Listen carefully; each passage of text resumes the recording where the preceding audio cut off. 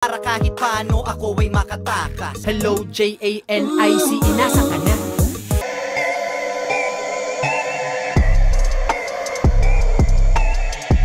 J.O.Ong at Pio Balbuena. May tampuhan pala noon. Sa mga hindi nakakaalam, dating magkaibigan si Pio at J.O. at naibahagi nga ni Pio kay Luni ang karanasan nila noon ni J.O.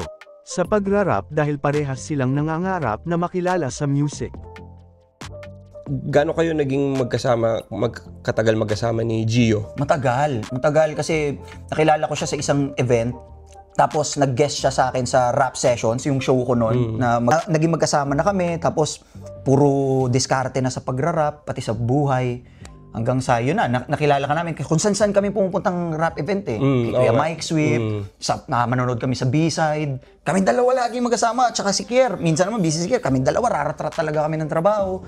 Hanggang sa, ayun, sabi namin, ito na yung gusto namin maging buhay, yung pagra-rap talaga. Parang wala kaming ibang gustong gawin kundi mag-rap at doon na kami kukuha ng pagkakakita. Yung kainitan ng sobrang pagputok ng Cerberus eh.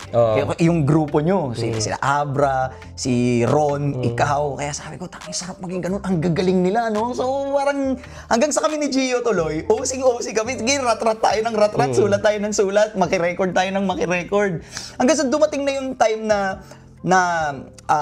nagkaroon na ako ng pag-ibig, no, sa buhay. So mas natuon na yung attention ko, nahati na doon sa pangarap at doon sa pagmamahal ko. Okay. Tapos si Gio naman bumalik na sa Palawan noon. Ano na ba? Okay ba kayo ni Gio ngayon? Ngayon okay, dati may parang sa pamilya, no kuya, 'di ba? Minsan sa pamilya may mga hindi pagkakaintindihan eh, 'di ba? Okay. So sa matagal na panahon nagkaroon kami ng ganun. Na parehas kaming hindi nagkaroon ng gap, tsaka hindi pagkakaintindihan bakit kami nagwatak. No? Kasi kailangan napansin ko din yun eh, kasi lagi yung magkasama dati. Tas wala na. Tas ever since hindi rin ako nagsasalita about doon sa publicly, no? Tas parang okay lang ba na pag-usapan? Oo naman kasi so parang nung nagwatak kami, nagkaroon ng mga bagay na hindi pagkakaintindihan kasi nagkaroon na ng kanya-kanyang pangarap eh. Yung mga very common na nangyayari. Growing pains, di ba? So ako, dito talaga ako nasanay sa syudad. So lumaki ako sa squatter. Si Gio naman, naiparanas ko rin yung sa kanya, yung squatter lifestyle kami dati. Talagang yung tinitira namin nasa tabi ng ilog. Saan to? Sa Bago Bantay, sa PUC. Hanggang sa bumalik na si Gio sa Palawan, which is doon naman talaga siya lumaki sa ganung buhay. Tapos ako naiwan dito. Nagkaroon ng hindi pagkakaintindihan namin is yung parang bakit ikaw okay ka na, tapos parang siya ganito, hirap na hirap. Tapos ako naman parang ako tol, hirap na hirap din. Hindi mukha lang hindi nahihirapan. Kaya hindi mahalata.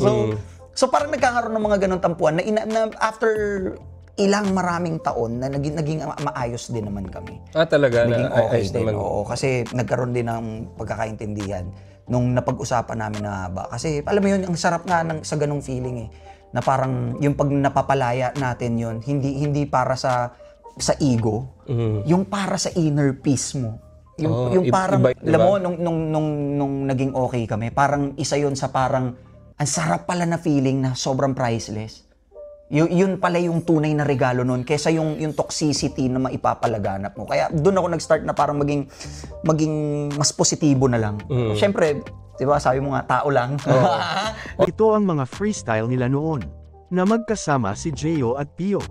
Delikado, kasama na naman si Gerald Bato na para bang pinakamalupit. Mapapata-pata lang pero medyo makulit. Na naman na panag-rap na sila na para bang pinapila na naman sila. Kusugod kahit na gano'n kaya kalayo. Pero teka lang ay ulitin ko mga sinabi ko. Ngayon ako ay nakatayo. Sponsor ang pinaro ko sa Twitter. Lahat ng mga lalaking followers niya, lahat ay Peter. Naman niya, malubak si Vin na.